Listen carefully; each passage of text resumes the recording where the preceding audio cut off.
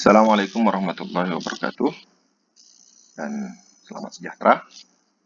Oke, pada hari ini kita akan mempelajari bab 4. Kita akan masuk topik yang baru, yaitu nisbah, kadar, dan kadaran.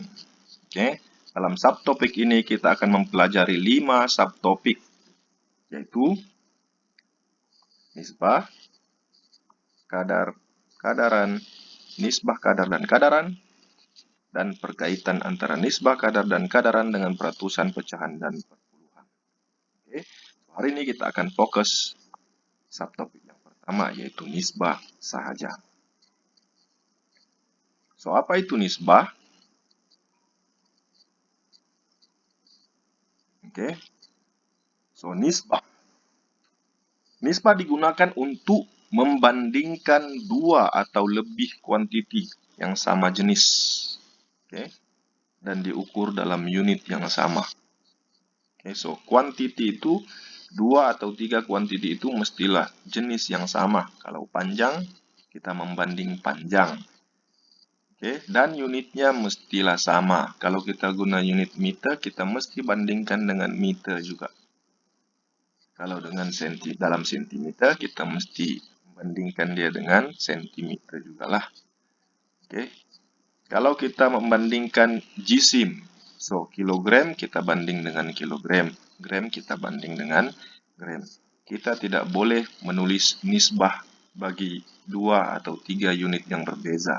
Contoh, 2 kilogram kepada gram. Oke. So, contoh di sini 5.000 gram kepada 9 kilogram boleh diwakilkan dengan nisbah. Oke, so cara penulisannya very simple. Oke, 5.000 kepada 5.000 kepada 9 kilogram. 5.000 gram kepada 9 kilogram. So, boleh ditulis dalam unit yang sama. Oke. Oke. So, 5.000 gram kita tukarkan kepada kilogram. So, sekarang 5 kilogram kepada 9 kilogram adalah dua kuantiti yang sama dan unit yang sama. Kuantiti jisim dan unitnya dalam kilogram. Oke. So, bila unit sudah sama, maka unit itu kita boleh abaikan dan biarkan sahaja nomor tersebut. Oke. Kalau boleh dipermudahkan, permudahkanlah. Tapi 5 kepada 9 itu adalah nisbah yang paling termudah sudah. So, cara penulisan nisbah adalah seperti berikut. E kepada B. Nisbah E kepada B. Oke.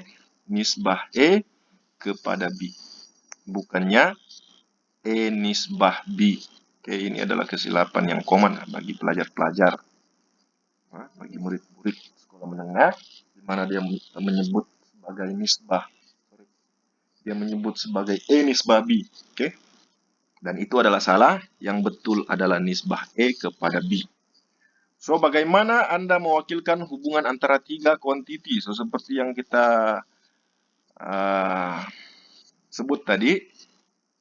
Oke, nisbah adalah digunakan untuk membuat perbandingan antara 2 atau lebih kuantiti. So, bagaimana kita mewakilkan hubungan antara 3 kuantiti?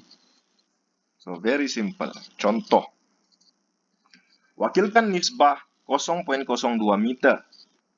Oke, kepada 3 cm kepada 4,6 cm dalam bentuk nisbah E kepada B kepada C. Jadi, pertama sekali kita salin semula nomor yang ada pada soalan beserta unitnya lah. Oke. Nisbah 0,02 meter kepada 3 cm kepada 4,6 cm. So, apa yang pelik dengan nilai ini? So, of course, unit tidak sama. Oke, unit tidak sama. So, apabila unit tidak sama, kita mesti samakan unitnya. Oke, barulah kita boleh abaikan unit. Barulah kita boleh permudahkan dia. Ingat, samakan unit, baru permudahkan. Oke, samakan unit, baru permudahkan. So, yang pertama, samakan unit.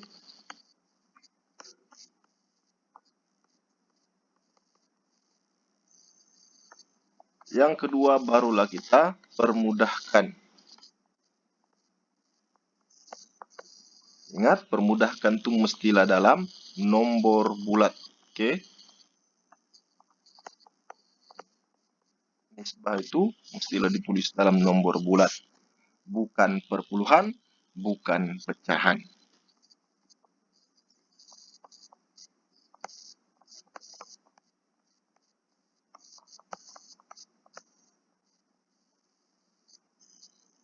Oke. So, setelah kita tulis 0,02 meter kepada 3 cm kepada 4,6 cm, kita tukarkan unit yang paling mudah ditukar. Oke. So, di sini kita ambil contoh meter ditukarkan kepada cm supaya semua sama. Oke. So, 2 cm kepada 3 cm kekal, 4,6 cm juga kekal.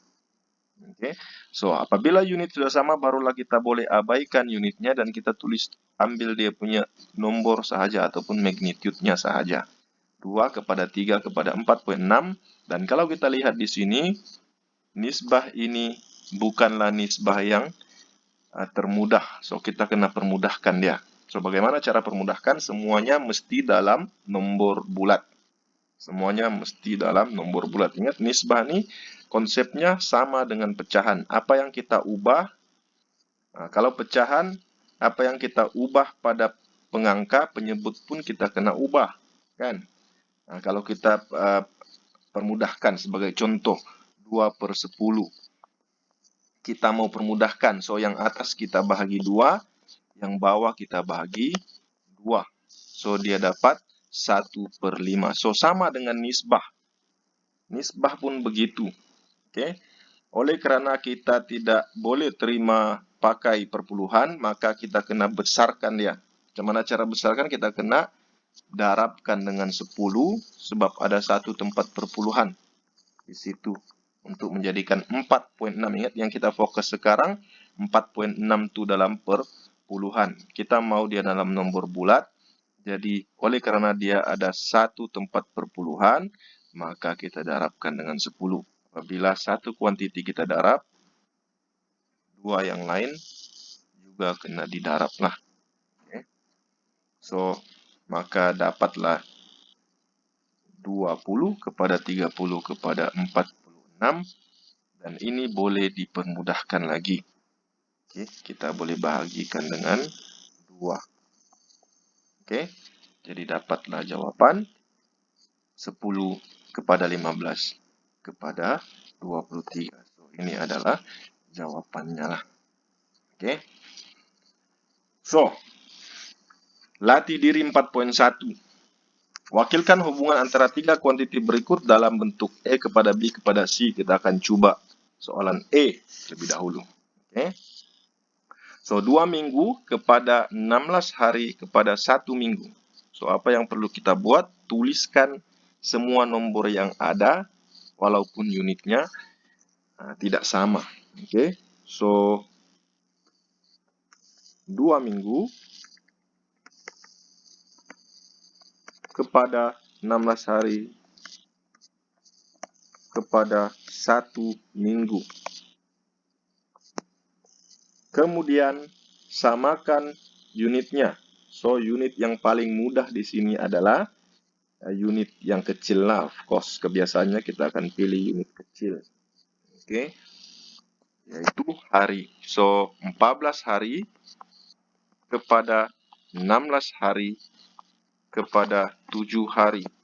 So, bila semua unit sudah sama, so kita boleh abaikan dia punya unit. Oke.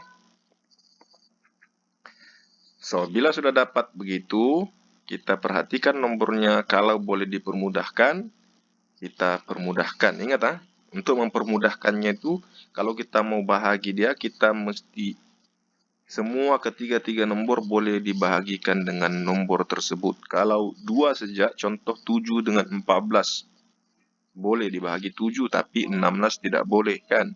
So, dia tidak boleh dipakai, maka ini adalah jawaban yang terakhir. Oke, so saya harap murid-murid semua paham konsepnya dan kamu boleh coba latihan yang lain lah. Soalan 1B, C, dan D, juga soalan 2. Oke, selamat mencoba. Itu saja untuk hari ini. Oke, sekian, terima kasih.